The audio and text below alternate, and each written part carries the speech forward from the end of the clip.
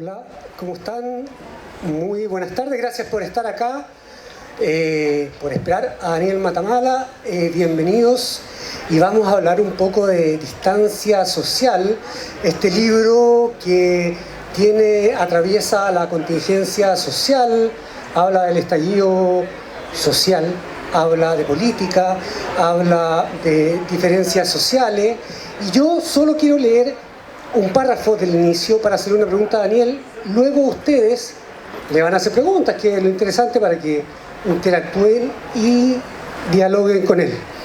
Durante los últimos 2 años los chilenos hemos vivido en una montaña rusa, del estallido a la Convención Constitucional, de un lejano virus a las cuarentenas, el aislamiento y las muertes, de una sociedad de clase media al regreso de la pobreza dura, los campamentos y las ollas comunes, de la violencia urbana a los atropellos a los derechos humanos, de los toques de queda a los militares en las calles. Como nos advertía el poeta Nicanor Parra al invitarnos a su montaña rusa: suban si les parece, claro que yo no respondo si bajan echando sangre por boca y narices. Aunque a esta montaña nadie decidió subirse, los efectos sobre nuestra salud física y mental y social han sido devastadores. Y sin embargo, la esperanza. Y aquí quiero hacerle una pregunta a Daniel para que empecemos el diálogo entre todos.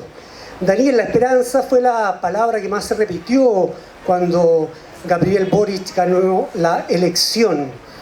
¿Crees que lo que viene ahora, ante las expectativas del cambio de gabinete, es la esperanza?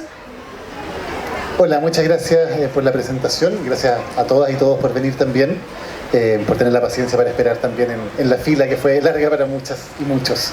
Yo creo que la esperanza, que es una palabra que yo he ocupado harto desde el estallido en adelante, va más allá de solamente una campaña o de un candidato o de un gabinete. Creo que tiene que ver con un estado de ánimo que los chilenos han manifestado repetidamente, pese al pesimismo de la élite, pese al pesimismo de la clase dirigente durante todos estos años. Constantemente, en cada encuesta, en cada marcha, en cada elección, el estado de ánimo predominante ha sido la esperanza, pese a todo lo que ha pasado, pese a la violencia, pese a las violaciones a los derechos humanos, pese a la peor crisis económica y social en una generación, pese a la pandemia, pese a la polarización. Siempre la esperanza ha sido un elemento fundamental.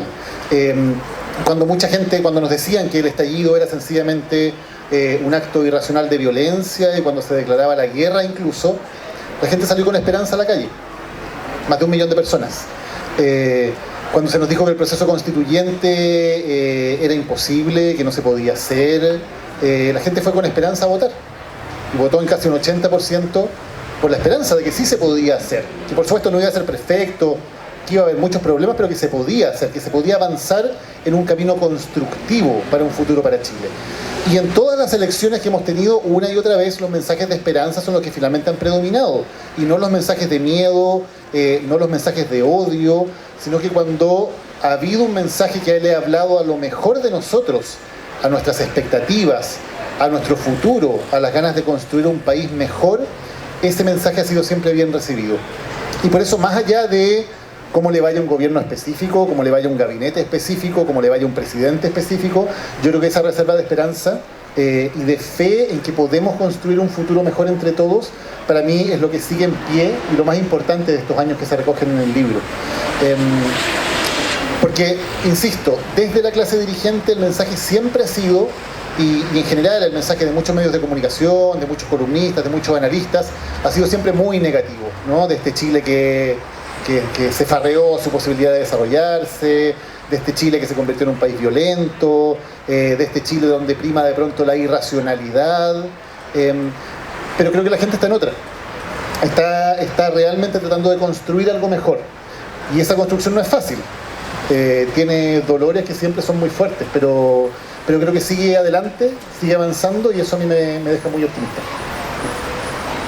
Ahora nos interesa escucharlo a ustedes, así que por favor, ¿alguna pregunta, Daniel? ¿Sí? ¿Qué más? ¿Sí?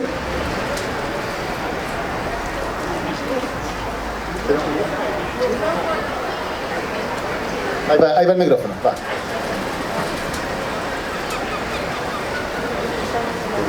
Don Daniel, mi nombre es Héctor Gutiérrez, pertenezco a una organización de consumidores que tiene como 23 años. Tenemos información valiosísima. Quisiéramos decir que ha sido una maniobra muy negativa, yo diría una medida maldita, de a la derecha acusar al movimiento social como de izquierda, extremista y tal como usted lo ha dicho. Falso. Es un pedido de justicia porque los abusos, las arbitrariedades realmente han colmado a medio mundo. Y quiero hablar de un tema tabú. Hay un tema tabú que nadie habla, silencio absoluto. Y es el hecho que el sistema bancario, las AFP y el retail han reventado con el sistema de crédito a la sociedad chilena. La han hambriado, la han empobrecido sin asco. Del endeudamiento, que usted dice que es un tema muy fundamental, está contenido en una de las columnas acá que se llama Deudas, y que habla precisamente de eso, de cómo el endeudamiento ha ido creciendo entre los chilenos y cómo de alguna manera hay mucho orgullo por el hecho de que Chile durante mucho tiempo no estaba endeudado como Estado, tenía una situación bastante buena como Estado, pero eso en gran medida se hizo a costa del endeudamiento de los ciudadanos, un endeudamiento que es extremo, que en muchos casos significa, por ejemplo, que personas jubiladas tienen que comprar sus remedios a crédito en la farmacia, cosa que es evidentemente una aberración. Y en el libro está contenido parte de eso, de algunos datos y de algunas cifras que permiten entender mejor cómo hemos llegado a eso, cómo también de alguna manera el retail se ha convertido en un negocio en que más que vendernos cosas, lo que no hacen es vendernos plata. Porque el negocio del retail es vender a crédito y todo está pensado para que tú vayas a comprar algo y salgas comprando a crédito, o sea, salgas comprando deuda en vez de comprarte una polera o una tele o lo que sea que fuiste a comprar al retail. Porque evidentemente las ganancias van por ese lado, por generarte un endeudamiento que sea permanente. Entonces es un tema súper interesante, así que le agradezco a Héctor también haberlo planteado y algo de eso está en el libro. Gracias. Hola Daniel, ¿me escuchan? Bueno, estamos viendo un proceso de reestructurar nuestro país, de repensar nuevas formas que están instaladas hasta hace poco tiempo. Tú vienes del mundo de la tele, también escribes columnas, pero también fundamentalmente trabajas en CNN. Estamos viendo el proceso constituyente, me gustaría llevarte al tema del periodismo, que el periodismo tiene un rol informativo, pero también tiene un rol educativo. ¿Cómo ves tú la posibilidad de repensar, de instalar el derecho a la comunicación por un lado y también de repensar una televisión pública que cumpla un rol educativo? Estamos hablando de las lógicas mercantiles. Bueno, actualmente la televisión juega un rol mercantil, entonces los canales tienen que disputarse el rating y muchas veces caen en esto de transmitir novelas, por ejemplo, turcas, en vez de comunicar contenidos que pueden ser de menos rating, pero pueden tener un mayor nivel cultural para la población y educar a la población. ¿Cómo lo ves tú desde tu palestra de periodista, también de periodista de tele, también de escritura? ¿Cómo lo ves tú por el derecho a la comunicación y el nuevo proceso constituyente que estamos viviendo? Gracias. ¿Tu nombre? Matías. Matías, gracias. A ver, hay varios temas. En primer lugar, yo creo que sí, es muy importante conjugar el derecho a la comunicación y ahí hay una discusión que está interesante en la Convención Constitucional. Nosotros en CNN estamos haciendo varias cosas para precisamente ir relevando los contenidos de lo que se está discutiendo en la Convención. Entre otros, un programa que hacemos los lunes en la noche, que es bastante profundo, donde se discute el debate sobre la Constitución y sobre lo que está pasando en la Convención. Efectivamente, los canales de televisión en Chile se tienen que autofinanciar, y eso incluye al canal público, a Televisión Nacional, lo que es un modelo bastante raro en el mundo, un modelo que tal vez funcionó en un esquema muy distinto en los años 90, pero que hoy día evidentemente no funciona, y por lo tanto a mí me parece que es urgente repensar aquello y tener una televisión pública que efectivamente no esté sometida a tener que competir de igual a igual por el avisaje y por el rating con los demás canales, sino que pueda cumplir efectivamente una misión que sea distinta. Y no solamente en las noticias, porque yo creo que una buena televisión pública también es una televisión que hace buena ficción, por ejemplo, que hace buenas series, que hace buenas teleseries, que es capaz de hacer documentales, que es capaz de hacer entretención también de calidad y con una mirada pública sobre lo que hace. Entonces, no solamente en el periodismo y no solamente en las noticias, creo que Chile sí necesita una televisión pública que se repiense y que no esté sencillamente convertida en uno más que se dispute la torta del avisaje con los demás canales. Estoy totalmente de acuerdo en que esa debería ser una misión urgente para los próximos años. Así. Hola, mi nombre es Daniela y tenía dos preguntas. Una relacionada con el periodismo en ciencias. ¿Qué opinas sobre lo que no hay en Chile? ¿Es muy poco o muy poco? Y la otra pregunta, espere, déjeme, se me olvidó. Dejemos en esa por ahora. Te contesto esa. A ver, hay periodismo de ciencias en Chile, hay buenos periodistas. Hay espacios también, yo creo que por ejemplo la pandemia fue importante en generar más espacios de información con buenos científicos, con buenos comunicadores sobre temas que tienen que ver con la salud, por ejemplo. O ha habido otras instancias como los eclipses, por ejemplo, que también sirvieron para poner esos temas en la palestra y creo que poder hacer un trabajo ahí.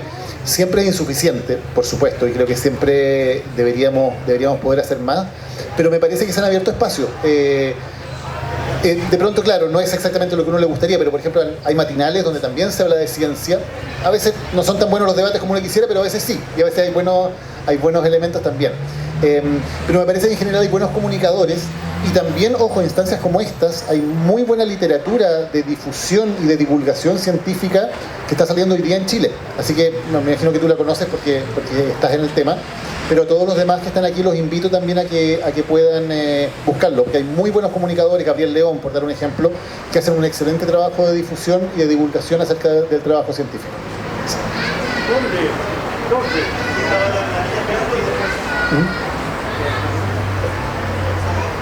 Hola, mi nombre es Sofía. Te quería hacer una pregunta. ¿Qué opinas tú sobre como el seco que hay en el periodismo sobre los temas? Por ejemplo, durante todo este tiempo ha habido como mucha atención sobre el proceso de la elección del presidente, siempre el tema sobre la pandemia, pero hubo un tema que fue la disposición que había para que toda la población pudiera votar sobre los temas que se estaban debatiendo para la nueva constitución, que tuvo súper poca cobertura. Y ahora, en la última semana, cuando ya quedaba solamente hasta el día 20 para poder hacer esa votación, hubo un poco más de cobertura. Entonces mucha población quedó sin poder participar por falta de información. Todavía se puede, Sofía.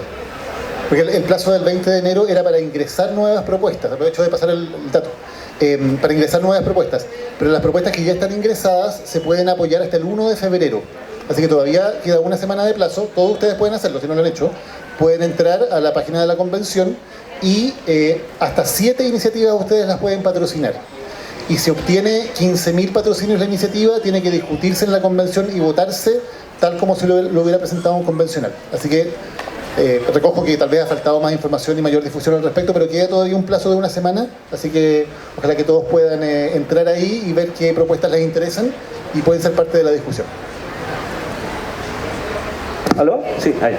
Hola Daniel, disculpa, quería preguntar algo relacionado que tiene que ver con los niños, porque estamos viviendo épocas convulsionadas, no solo por todo el proceso social, la convención, etcétera, etcétera, pero al mismo tiempo estamos en una era en la que la gente, por ejemplo, pelea mucho, tú lo ves esto en las redes sociales, en Twitter principalmente, y los niños son típicamente expuestos y probablemente, no sé, se llevan la idea más atractiva sin pensar mucho. ¿Qué consejo o qué le diría a los padres o gente que se relaciona con niños? Yo sé que esto puede tener que ver más como con comunicación, pero yo creo que hay gente que tampoco, padres quizás, que no tienen, no sé, la formación académica o cultural para ver cómo tratar estos temas con los niños. Gracias. Bueno, ojalá que los niños muy chicos no estén en Twitter porque está un poco tóxico, ¿no?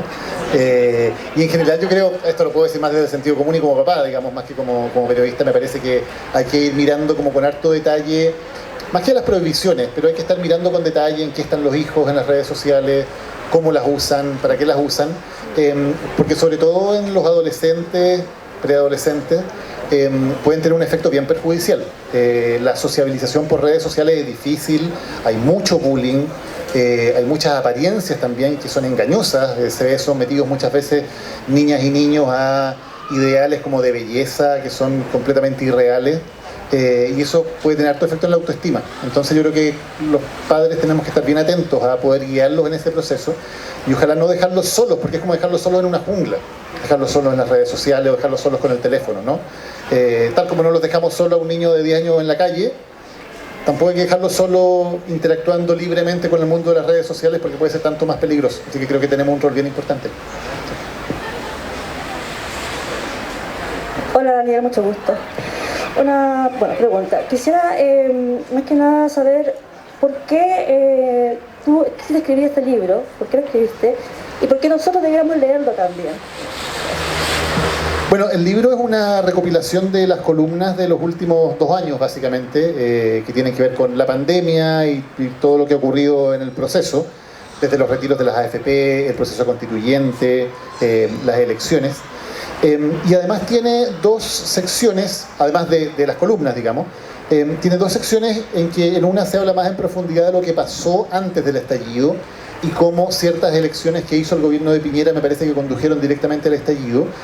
Y otra sección habla de lo que está ocurriendo hoy día en Chile y cuáles son las alternativas más allá de la Constitución o más allá de un nuevo gobierno, en un ámbito social más profundo, para ir reparando esas heridas que tiene el país. A mí me parece que el valor del libro también está en que es como una especie de diario de vida de los últimos años. Está contado cronológicamente, y alguien me decía en la firma recién, me decía, estoy leyendo, y claro, no me acordaba de las cosas que habían pasado en pandemia, no me acordaba cuando había ocurrido esto de los retiros, justo vinculado con que la cesantía estaba en un nivel tan alto y estaban las ollas comunes en tantos lugares de Chile. Entonces creo que sirve mucho para refrescar y para ir entendiendo cómo llegamos a donde estamos hoy día. Cómo fue ocurriendo todo este proceso que nos lleva finalmente al lugar en que estamos hoy. Yo creo que ese es el valor que tiene y también un poco poder reflexionar tal vez más profundamente acerca de cuáles son los caminos que pueden ir ayudando a mejorar esta herida social, esta fractura social que tenemos en Chile e ir construyendo un futuro mejor. Hola Daniel, hola. Mauricio Ramírez por acá. Te quiero hacer una consulta más de índole personal, de acuerdo a tus publicaciones, qué sé yo. A un año del estallido social tú fuiste muy crítico con la élite política, que no habían entendido nada, que no sabían de dónde se generaba el conflicto, qué sé yo. Y claro, ciertos sectores de derecha también te trataban de encasillar como que eras de izquierda, antiabortista, por ahí alguien te dijo. ¿Cómo te tomas todas estas críticas que vienen hacia ti, hacia tu persona y en tu rol de periodista? Lo que pasa es que yo parto de la base de cuando que te critican como persona es que no tienen argumentos para criticar lo que estás diciendo. Porque evidentemente si yo escribo una columna, por ejemplo, esperaría que haya una crítica a esa columna, a los argumentos que se ponen ahí, a los datos que se plantean, a las reflexiones que se hacen. Cuando la crítica es personal, significa que no hay mucho que argumentar en torno a lo que a mí me interesa argumentar, que es la columna. Y las críticas van a llegar de todas partes y uno tiene que estar acostumbrado a recibirlas de lado y lado, porque te van a decir que eres facho, que eres comunista, te van a decir que eres amarillo, todo. Pero en general la verdad es que no le presto mucha atención a esas críticas. Prefiero prestarle atención a una crítica que vaya al contenido, que muchas veces puede ser certera o que puede dar un punto de vista distinto al mío, y esa interacción y esa discusión es la que me interesa.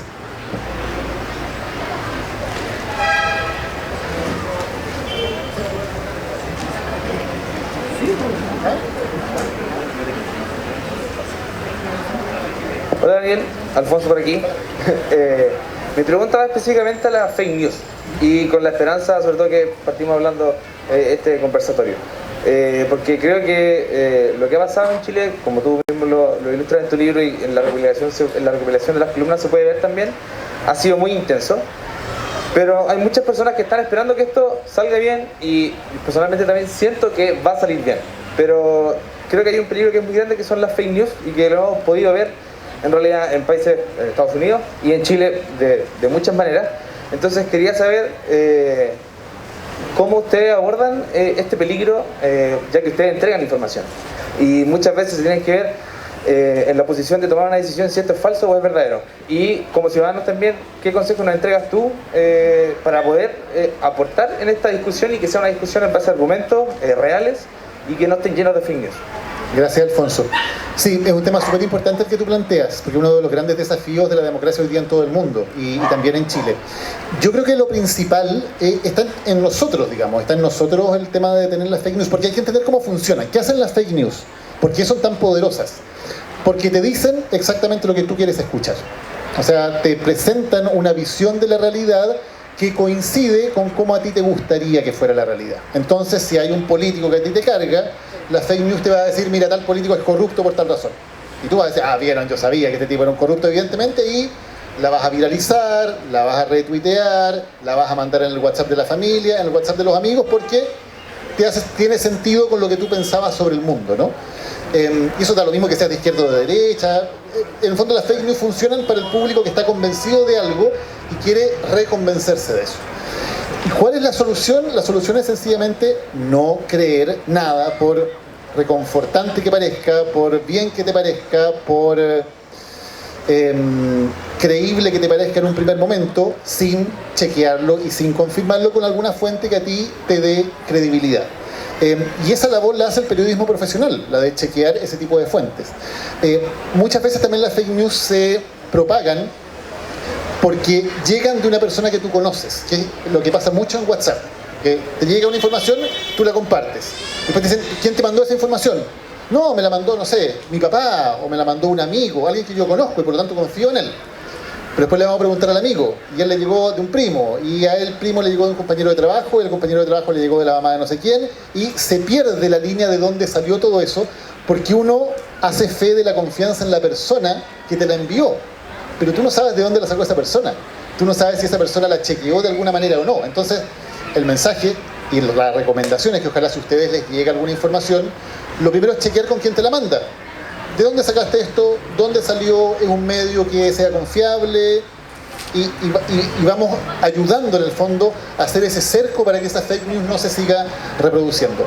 Finalmente hay un rol en el periodismo, por supuesto, en hacerlo, evidentemente no caer en eso y en hacer nuestro trabajo profesionalmente, pero el rol fundamental es de todos nosotros, de que podamos hacer esa labor, tomarnos esos segundos en vez de apretar el botoncito del tiro, de decir, a ver, ¿será verdad? Chequemos, veamos, y después poder compartir información que sea real.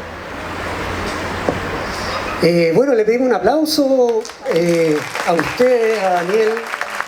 Muchas gracias a Daniel Matamala por participar en la Feria del Libro de Viña, que ya tiene 40 años, una tradición. Y a ustedes, muchas gracias y que lleguen bien a sus hogares. Muchas gracias. Sí, les damos las gracias en nombre de la Cámara del Libro, el ánimo, la participación de Daniel Matamala, y para las personas que nos decían que compraron el libro, que no lo pudieron firmar, aprovechen ahora, digamos que está, ¿cierto? Si se quieren sacar una foto con él.